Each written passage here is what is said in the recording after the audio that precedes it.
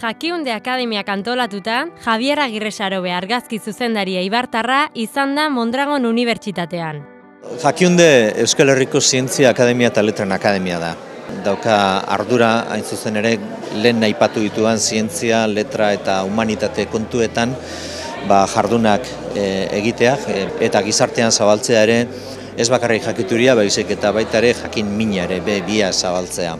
Javier Agirre-Sarobek besteak beste Mar Adentro, Vicky Cristina Barcelona, Los Otros eta The Root pelikula ezagunetan hartu du parte. Eta Hollywoodeko izarrik handienekin egin du lana.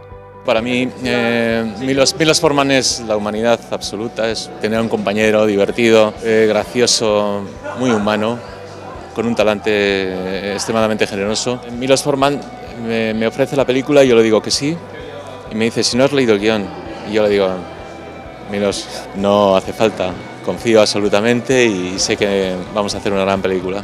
James Ivory es un esteta, es una persona que ha hecho todo el mejor cine especial, que desgraciadamente ahora no se ve tanto. A mí me enseñó un poco el amor por el detalle, y con Woody Allen se cuida muchísimo de que leas el guión sin que hayas aceptado el trabajo.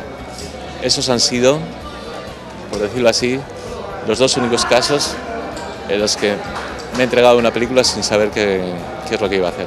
Orain Hollywooden bizi den argazki zuzendariak bide luzea egin du zinemagintzan. Bere lanak erakutsi zizkigun mintegian eta horiei buruz aritu zitzaigun denbora luzez. Para mí la luz es la vida del plano. Yo creo que las películas se cuentan con diálogos y también con atmósferas, con elementos que están ahí, la gente no los descubre, pero los siente de alguna forma. Primero está el contenido y después lo técnico para que ese contenido tenga una determinada viabilidad, pero sin contenido no vamos a ningún lado. Azkenik, hainbat gomendio eman zizkien bertan bildutako ikasle guztiei. Que confiéis en vosotros mismos, que haya perseverancia, que sea constancia, que haya ambición. Yo estoy convencido de que las oportunidades siempre existen y lo que no puede ocurrir o lo que no debe ocurrir es que exista la oportunidad y no estés preparado para ella.